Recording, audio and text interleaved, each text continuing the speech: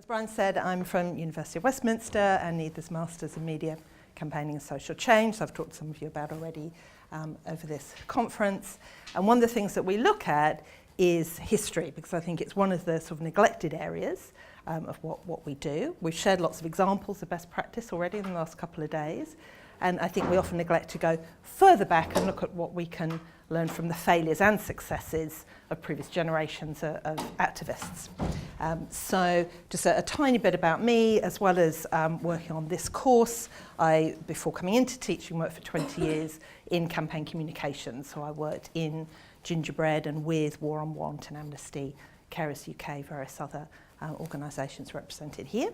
And I also, like Brian, sort of describe myself perhaps as one of the more elderly activists, so I also, in a kind of personal capacity, was at Greenham Common and was at the non-stop picket outside South Africa House, sort of picketing for the release of Nelson Mandela, which felt like the beginning of my activism, but now feels like I took part in some history. So I kind of a personal connection with some of this. So this presentation is going to be quite wide-ranging. So I'm not going to look in great depth at one particular historical campaign. So it's a bit eclectic and jumping about in different places. I want to look at 3 different examples of historical campaigns, and then suggest some ways that we can think about evolution and innovation from those examples. I want to run a couple of different frameworks past you that different academics have used to try and understand the development of the history of campaigning. So I think those can be useful for us as well. And a couple of thoughts maybe about historiography. I mean, Esther Freeman talked quite a lot about this yesterday. Those of you who were in her session, will have already heard this about the kind of necessity for us to think about how we record our own history and whose version of a campaign or social justice issue are we thinking about. And there's also, in this presentation, a hidden polemic that's probably not that hidden and will emerge as we go through. So, to start off with, what can we learn from activist history? Can we learn how to change the world, as the movie about the history of Greenpeace suggests? Could we have the little trailer? We're just going to see the trailer from that. Appropriately, a Greenpeacer is loading the video.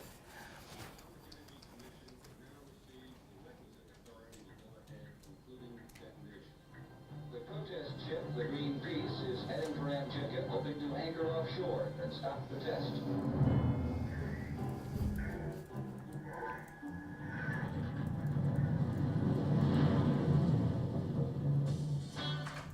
There was definitely an unfinished feeling after Amchitka. Bob felt that there needed to be an ecology movement on the same scale as the civil rights movement, the women's movement, the peace movement. Understood. Here's what we're going to do. We're going to save the whales. Whales? Whales? I thought you just nuts. Expecting any violence on the part of the graders? Bob coined the term mind bomb for what today we would call going viral, where an idea gets into the electronic media and just spreads like ripples on the water instantly. Battle lines are drawn again between conservationists and government officials. Harpooning a whale is not really a story. People risking their lives to protect the lives of a whale, that's a story. George Croft and Bob Hunter are in the Zodiac. We have to get between the whale and the harpooner. That's the image we have to get. They just shot the harpoon. Get that, Roy! That was the moment that launched the modern environmental movement. Suddenly we became celebrities. It got bigger and bigger. Did the members of Greenpeace campaign any contribute? The weakest link was always going to be ourselves. Our goal was not to make the organization famous. Our goal was to make nature famous. When you're under fire, you don't have time for debating, you just have to act. Thank you. So, can we learn how to change the world from that? I'm not sure. How many people saw the movie? Okay, so a few. So, how many of you, when you were, well, those of you who saw it, and in fact some of it is in the trailer, how many of you kind of recognised elements of that action? Were there? Oh, we've still got it going on in the background. That's all right. I quite like to have an ominous boom boom, behind my 9%. It's good. It's like pay attention. Or you'll be over the edge of the zodiac. I mean, when for me, watching that movie, one of the things I took out of that movie was elements of the first action that were so current that they could have been rolled out today. So I was sort of thinking about the Shard, the ice climb action while I was watching this video, and thinking there are elements in there that sort of work across time, you know, and across geography. So, you know, the timing of that action was 5 days before the International Whaling Commission were going to meet and set annual quotas for whales. So the whole concept of mass mobilisation, attention, media pressure before the decision makers make their decisions. That was embedded in the first action. There was this idea of, Bob Hunter's idea of the mind bomb, you know, what Richard I think is presenting on at the moment, how to go viral, it's the same idea. You know, what is the story that's going to really connect with people? There's the nature of the story that talks in the trailer about, you know, the harpoon is not the story. We all know this. The complex issue, the problem, is never going to be the story. It's the angle. So the zodiac between the whale and the harpoon is what is the story. So that idea was already embedded in this first Greenpeace action 40 years ago. And the branding. So what's not in the trailer but in the full movie is shots of Paul Watson on a whale. And he's got his Greenpeace branded T-shirt over his wetsuit. And when I saw that, I was like, whoa, way to go, Greenpeace. Got your branding in there, in the shot, right at the very beginning. That's a hallmark, you know, of most actions, isn't it?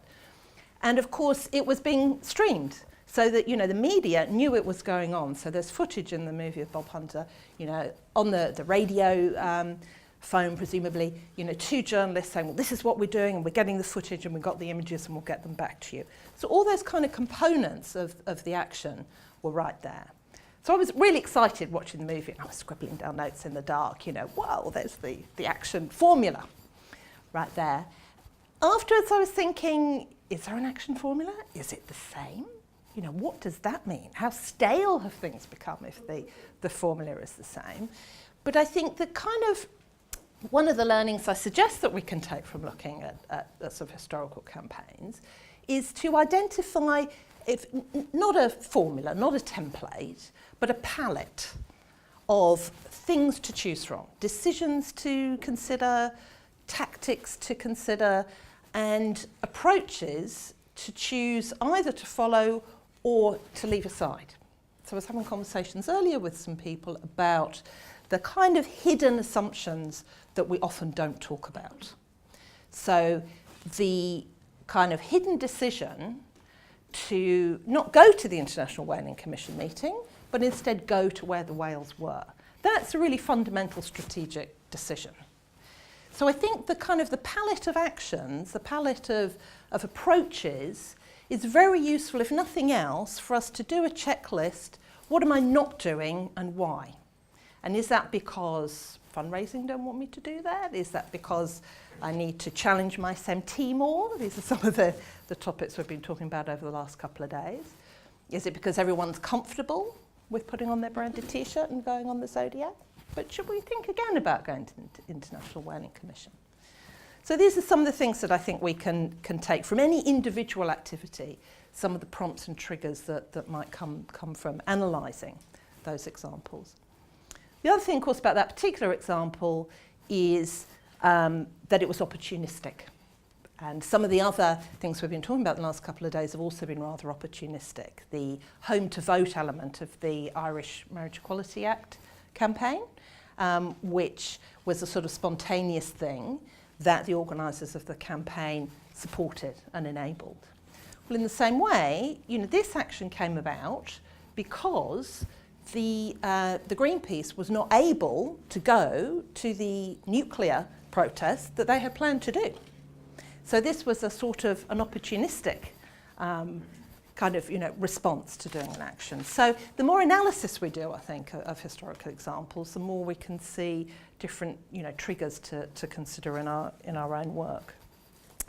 So a couple of other things about this particular movie that struck me. One is that it really kind of subscribes in a way to the great man theory of history. And this again comes back to what Esther Freeman was saying yesterday about William Wilberforce being celebrated in terms of his role in slavery, but the women working on a community grassroots level to challenge to boycott sugar are not so celebrated in history. So this movie is about, you know, three men who set up and, you know, and created Greenpeace in the, you know, as it is. And the women are there in the footage, but largely in the background, working and not interviewed. So I think it's Bob Hunter's widow, I think, is the only woman who's actually interviewed to camera. There may be one or two other interviews. But it's, you know, it's the great men of Greenpeace, this video. So, you know, something there for us to bear in mind. I think when we, oh, sorry, I'm flipping through by mistake. When we, you know, decide which of our case studies we're going to preserve long term, we will share case studies from this year or from last year. But when we look at which ones we want to preserve long term, how do we present them? Whose version are we going to present? And are we going to record and think about the sort of the controversies and the failures as well as just the successes? In this movie, there are debates and contests and tensions between the three great men, Bob Hunter, Paul Watson and Patrick Moore, about whether to use non-violent direct action or direct action. That's still a discussion that goes on. There are tensions about whether Greenpeace centrally should be in charge of what Greenpeace does at a local level, or whether autonomous organisations should decide how they take action for progressive social change. How current is that? You know, some of you were at the public lecture a couple of weeks ago that Harry handed, that's really tapped into a feeling about, are we telling people what to do, or are we letting people on a local level choose their route to social change? So these kinds of debates are all, you know, quite current, and by looking back at what people have done previously, we can see what factors they took into account and why they made those decisions and learn from what worked and what didn't. I realise now I should have started this by saying who here loves history and is interested in history, because part of my polemic is not necessary. Perhaps you all know this, the value of looking at history. I promised you 3 examples. The second one is quite different. This is a picture of part of an incredible room at the Museum of London, which has a replica of the maps that Charles Booth was instrumental in creating in the 19th century, mapping life and poverty in London, the turn of the century. Has anyone been to that? Yeah, it's incredible, isn't it? It's really amazing. It's in a room. What everybody does when they go into the room is to find their street that they live in now and see what was it like 100 years ago. So I encourage you to go, Museum of London. The LSE also have an online searchable database of this if you want to look at it from the comfort of your own laptop. And the reason I wanted to include this is that, again, I think it offers a number of things for a kind of retrospective checklist almost, and it offers an example of some of the techniques that we use every day, having been pioneered over 100 years ago. So Charles Booth, interestingly, was a Tory and he was a businessman, so not your normal kind of progressive social change organiser necessarily. He stood for Parliament for the Liberals but didn't get in. And maybe because of that, who knows, got a little bit disaffected about the kind of the inside approach, about working through parliamentary legislative change for progressive social change. How many of us have been there, done that? To how many people does that sound familiar? So frustrated with that, he decided he wanted to try and get some, what we would now call, you know, mass mobilisation. He wanted the public to be as angry as he was and face the, problem that we all face, how to get complex ideas across to the public in a way that is easily understandable without dumbing it down. So, as we will often do, he came up with the idea of visualising complex issues to make it more understandable. And that was, sort of specifically the strategy that he took. So the maps are colour-coded, and I had to put up the key just because, the language is so lovely. So if a street is black, these are vicious semi-criminals because they're the lowest class. Dark blue are very poor and casual, whereas yellow is upper middle class and very wealthy. And in fact, the way that that the people doing the mapping were asked to categorise the streets is also quite interesting. I'm going to read it to you. We may not have time, but I'm going to read it to you anyway because it's fun. So the blurb at the Museum of London says this was an ambitious attempt to assess the scale of poverty in London. Artists and writers portrayed poverty emotionally, but he wanted to map poverty scientifically. So as well as sort of anticipating infographics and using visuals, he was also thinking my data has to be right, it has to stand up to scrutiny, it has to be scientifically, accurate. So that's something we can all relate to as well, isn't it? So a rough working class area was defined as one with open doors, broken windows. How many people have read Gladwell, The Tipping Point? Yeah, Simon smiling at the back.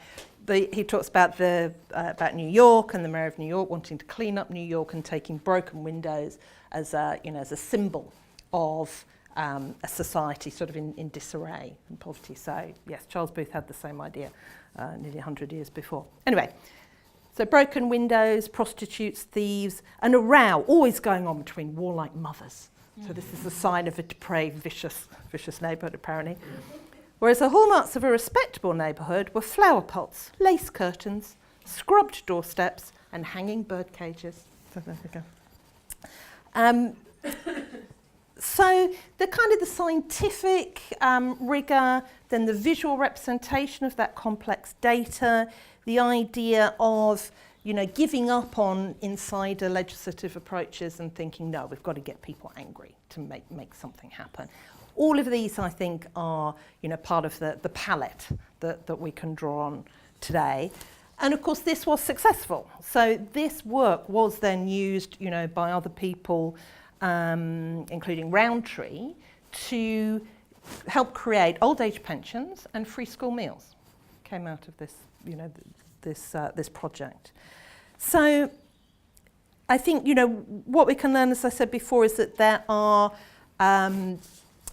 different approaches that we can look at from, all sorts of different countries and types of campaign. And as I said before, they kind of give us the ability to critique what we are doing, rather than think, well, we always use infographics, so let's use an infographic. To really check that we have thought of all our options, that we aren't just choosing the easy route, or doing what comes to us, intuitively. So the hidden polemic, here it is, I'm going to put that on the table. Here's my polemic part. One of the reasons I get sort of agitated about this is from going to things like, for example, This Changes Everything conference. Great initiative, I'm not knocking Naomi Klein, I really like This Changes Everything. When I was at that conference last summer, there were breakout workshops in which a lot of people were very busily trying to reinvent the idea of visual representations of complex scientific data. And a lot of people were busily identifying, for the first time, the difference between, getting public anger or working in a sort of negotiative, way with parliamentarians. And, of course I understand from the sociological perspective that each person's own journey to being empowered to create social change is important. We have a lot of those readings on the Masters, so of course I know that argument, I appreciate that argument, but I also think it can be a little bit distracting. And as Talia and Grona said yesterday, talking about the marriage equality campaign, they borrowed from other successful campaigns, and they said at the time, a comment that I had on my notes, we don't need to reinvent the wheel. And I think the more that we look at what worked and what didn't work, the more, as I said, it's not about stifling innovation, it's not about stifling evolution. And I'm not advocating that we stifle people's sort of personal journey, but just to know that body of knowledge, that wisdom is all there. We don't have an institute of campaigning. We don't have a sort of a specialist professional education, but that doesn't mean we haven't got this massive expertise and understanding that we shouldn't use more. A great, underused resource. Okay, that's the end of my polemic. Probably too much polemic. I'll move on. So my third of my three examples is one that's quite sort of dear to me, because this is one that I'm researching myself at the moment. Friends of the Earth have kindly let me into their archives.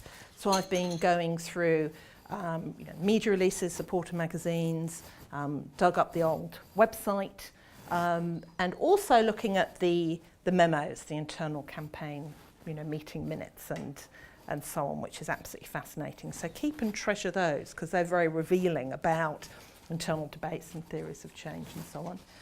And I should say that, that I have an arrangement with them. They've allowed me into the archive on the understanding that they haven't censored what I'm looking at, so I'm sensitive about what I find and what I do with what I find, just to make that point. So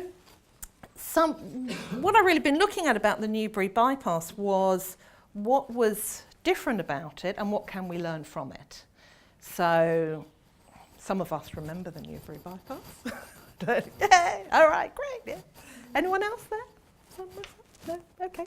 So for those of you who are too young to know about the Newbury bypass, it was a sort of an iconic landmark protest for reasons that are relevant for us now, I think. So the Criminal Justice Act had only, relatively recently come in, and it was used for the first time in a widespread, systematic way at the Newbury bypass to try to clamp down on the right to protest, which seems to me to have a lot of resonance for the situation that we're in at the moment with the gagging bill and so on and so forth. So Friends of the Earth were then pioneering the use of legal observers, which we might now call, well, we still have legal observers, but also the role of citizen journalists now, I think, and that kind of observing role was perhaps sort of pioneered here. So there's a lot there about how campaigns can respond to restrictions and to legal limits and challenges to the right to protest. In terms of innovative tactics, they were using all kinds of things for the first time in the UK, like tunnels. Swampy was famously, clamping himself with D-locks in tunnels. Everyone always wants to know about Swampy when we talk about Newbury. It was the first time they were used in the UK, and people were saying, wow, this is incredible. But in fact, Earth First had used these techniques previously in the US. And trying to track back where might they have first come from is quite difficult and quite interesting. But it may have come from Australia before it went to the US, before it came to the UK. But mostly around trees. Tunnels and trees, that's where they started. So all these sorts of kind of innovative tactics, and the first ever campaign website. So PR Week did a story on the campaign website saying, oh, this is the most kind of, measured discussion of the issues around the Newbury bypass. So that's quite an accolade. When we think about alternative media, they of course have a long history going back to pamphlets in the 17th century, so we can go off on a whole other tangent about when did alternative media start. But the use of the website was a deliberate attempt to get around this media fixation on looking at social justice issues as a site of conflict, which again I'm sure we all know about. The complex arguments, the campaign message, what gets in the media, conflict, standoff. So fracking, this is happening a lot around fracking, isn't it? It's the focus is on the protester.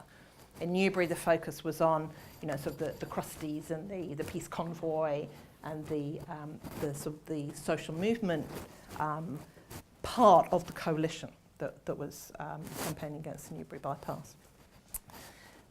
The bypass was going to go across various important sites of historic battles, through various sites of special scientific interest, areas of outstanding natural beauty. It was like a checklist of everything that's lovely about rural England that they're planning to build the bypass on. And Friends of the Earth mobilised Middle England to help to dispel this media view that the peace convoy were off again, just protesting about something, and this was just a bunch of hippies who could be ignored. So there's sort of parallels about coalitions and working together around the representation of the right to protest that I think are worth looking at from here. So those are the examples that I wanted to run through, and I'm just going to reorganise my order a bit, and I don't think I need to tell you any of this really, but when I'm sort of talking about a palette, this is the kind of thing, I mean, this is the kind of things that I sort of run through with the students, so that, you know, if they're thinking about infographics, they can think back to the rich history of infographics. So with Charles Booth's poverty maps, for example, wouldn't it be nice to see those with an overlay of where austerity cuts are biting now?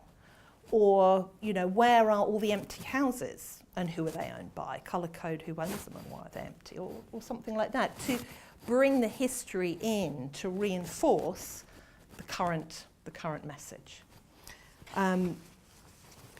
You know, we do reuse and sort of consciously reference a lot of these things. So die-ins, I have a whole collection of images of die-ins. You know, I'm sort of going, what different issues can we have die-ins on? I'm up to about 5 different social justice issues. So it's great, it works. And of course, there's a reason why these types of activity work, because they represent complex things simply, or like the shoes in Paris at COP21, or like the Sea of Hands in Australia, people might not be so familiar with, represents all the individuals who collectively feel passionately about one issue, enables people to leave a little bit of themselves in the collective protest. The Sea of Hands is an interesting one actually to look up. It was first started 1997, as part of the push for the Australian government to officially apologise to the stolen generation of Aboriginal Australians, and eventually succeeded, and there was a Prime Ministerial apology for that. But yes, exactly. So eventually, yeah. So it's not a failure if you don't succeed at first. Yeah, keep going. But it's still used now. The idea in sort of local communities, and I'm sorry I haven't got a visual of it, but basically sort of you get a hand, so a sort of I can't remember what they're made of, but sort of a hand, and you can write your own apology and your name on the hand. And so the first installation was on Bondi Beach, appropriately enough. So, you know, a lovely visual, and it was at Parliament House and all sorts of places, but still being used nearly 20 years later, you know, at a local level for community understanding. So I guess sort of repackaging is my theme. Not to set boundaries on innovation, but to use palettes of ideas as jumping off points. That's what I'm going to say about that, I think. So in terms of what we can learn, I think, you know, the first thing is that there's a palette that can be revisited. The second thing I think we can learn from a history of activism is about confidence and motivation and success. There's been so much discussion at the moment about limits and constraints and problems and fear and failure, but I'm also starting to see more and more kind of conscious references to past successes. And you know, it reminds us about think about the long-term aspect of campaigning, and allows us not just to say, yeah, we did that, you know, we got the vote for women, which UK feminists are always sort of referencing, or yeah, the civil rights movement, you know, had a success, but it also reinforces that idea with the people whose power we're trying to challenge. So again, when the kind of the right to protest or the credibility of civil society or the credibility of NGOs and charities is under threat, I think positively referencing our own history can be, you know, a really positive thing to do. So I was very interested when 38 Degrees used this image in a Facebook post earlier this year about the Heathrow 13. Protesting at Heathrow about climate justice with a strapline, legally wrong, morally right. And it made me think, yeah, absolutely. I love that referencing that today's potential criminals in court over criminal justice, you know, may well be tomorrow's heroes. A lot of the people who now would say, oh, of course, I'd love to have dinner, you know, with Nelson Mandela, at the time might well have been saying, oh, the ANC, a bunch of criminals.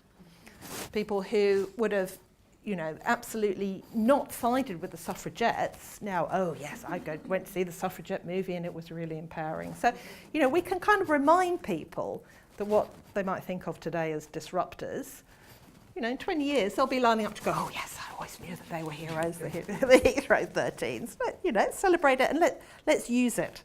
It's called a halo effect in some circles. Let's use our own halo effect.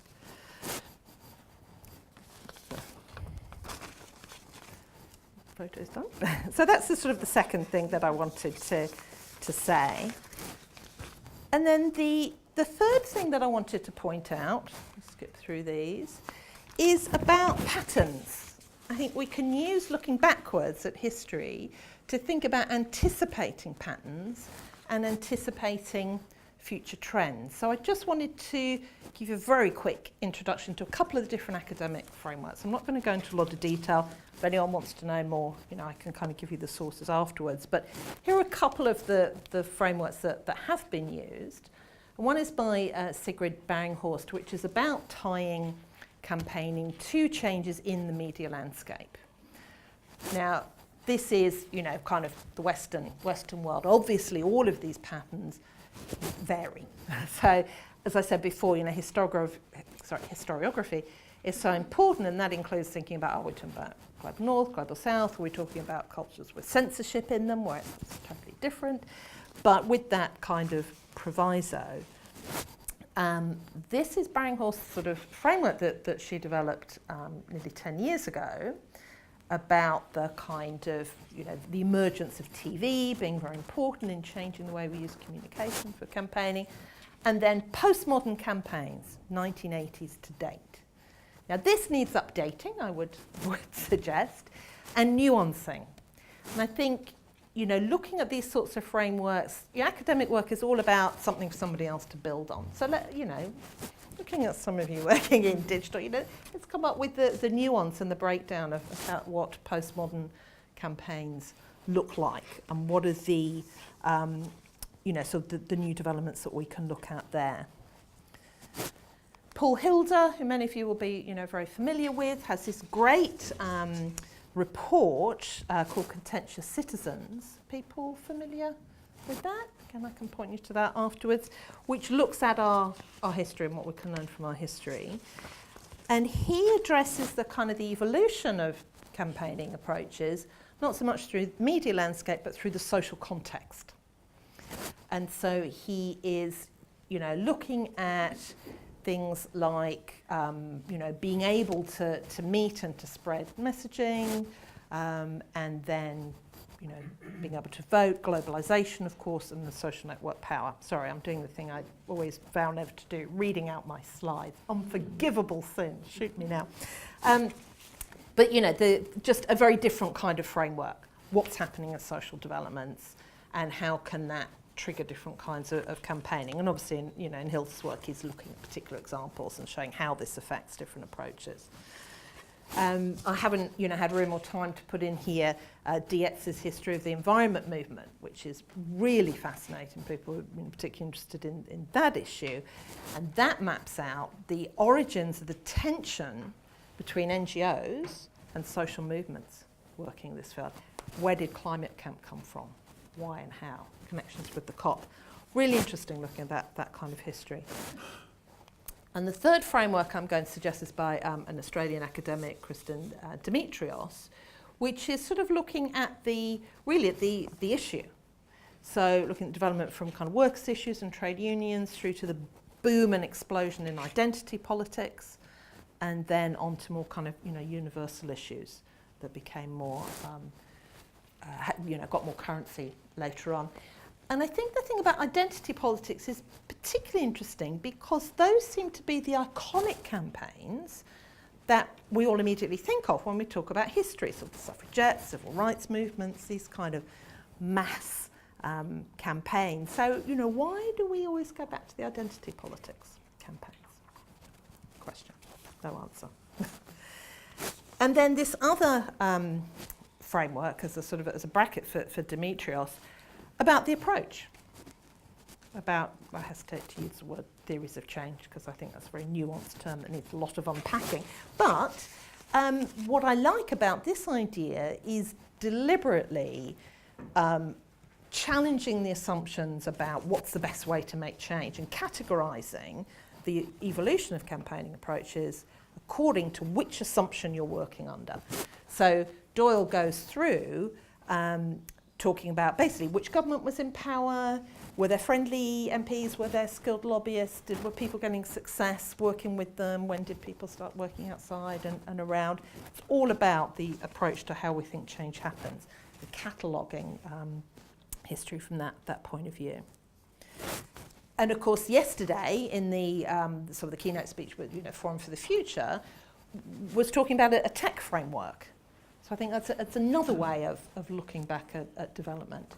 So I suggest these different frameworks, not to say let's make sure that everything has a label on it and is put in a box, but just to suggest that we can use these frameworks to think about what's happening now and what's going to be happening in the future, and then perhaps go back and look at what can we learn from history as well. So I was sort of struck today when we were talking about which open source sessions there would be, that there were a few ideas there that I thought, well, that maps to media context, and that maps to the tech change kind of framework. So things about the disruptors. So Branny's session about disruptors, looking at Uber, Airbnb, and these disruptive business models, and thinking, well, that's happening. So how might that happen in our sector? For me, that could be part of the social context, or perhaps the business context. Maybe we need a framework about what's business doing. Do we need to anticipate? Do we need to keep up? And there were other sessions as well. I think James was doing an open source session about 360-degree filming and so on. I'm thinking, well, that's absolutely a nuance and a subset of the postmodern media era, isn't it? So, we look at these sessions and we're like, yeah, that's a great idea. Let's go and have an open source session about that. Fine. Let's also think about some frameworks to help everybody have that bright idea. So we're not reliant on Branny to come up with a brilliant idea of let's think about, these disruptors and how can we learn from the experience of Uber in our own sector. We'll take away the credit for her for thinking of it, but let's make sure that knowledge isn't resonant in one person's head.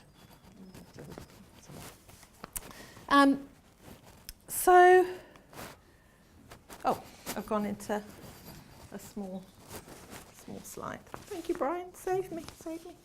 Thank you.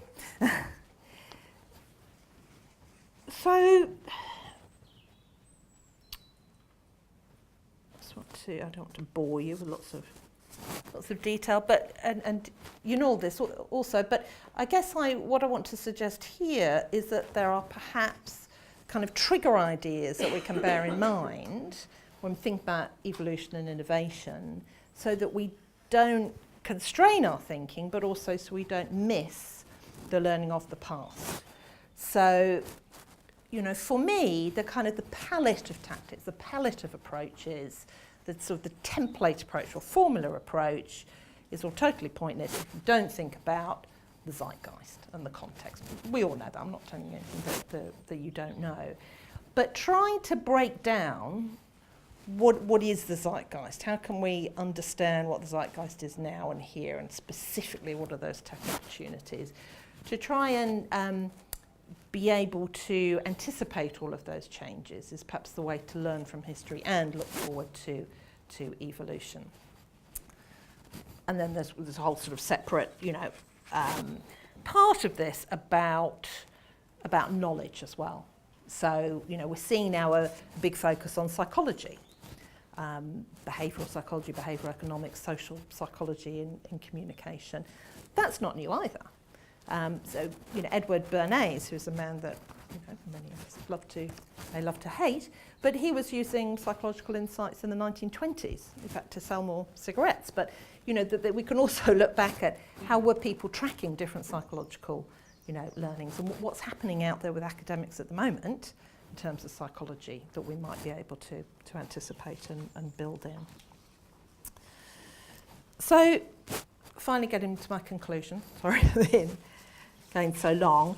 So I want to suggest that there's, perhaps 5 main things that we can learn from our activist history, this idea of kind of palettes of action, and sort of, validation as well. So drawing on other people's, inspiration, validating ourselves not only in our own eyes, but crucially in other people's eyes, to reinforce the point of the set, the value of the set, or why we're doing what we're doing at a time when the set might be seen to be under attack. To reinvent or move away from, or use as a trigger, or reject other ideas, but not to reinvent what has already been done, not to waste energy and time reinventing what's out there. And to anticipate patterns as a way of sort of inspiring and triggering evolution. And then finally this point about historiography, which is sort of seems to be an afternote, but obviously isn't, but that's a whole separate breakout session, so I won't go on too much about that now. So there is a growing interest, brace yourself, there's a very word-heavy slide coming up. there is a growing interest in this. These are some of the resources that are out there. I've also been lecturing too long. I can't finish any kind of presentation without a reading list at the end. These are probably being shared, aren't they? Or you can email me, or you may even be able to read it. So, there's academic stuff. This is the link to the online thing for Charles Booth at the LSE. There's this video, this sort of YouTube channel that I just came across through the Women in Campaigning group a couple of weeks ago, with a whole catalogue of videos about the history of different social issues. I've only dipped into one or two of them, but that's worth exploring. There's a Spotify, I was going to play some protest songs. I haven't even talked about music and the history of protest. That's another lecture I've got. I'll do that another time. But yes, there's a lot of protest songs out there as well that we can draw on. There's lots out there. Friends of the Earth have been doing a lot of work with academics and historians to log specific campaigns and draw on those. I think that's publicly available. So yeah, go and check it out. And don't forget the work that's already been done, the analysis that's already been done, when you're looking for kind of inspiration for evolution and future work, I guess is my takeaway.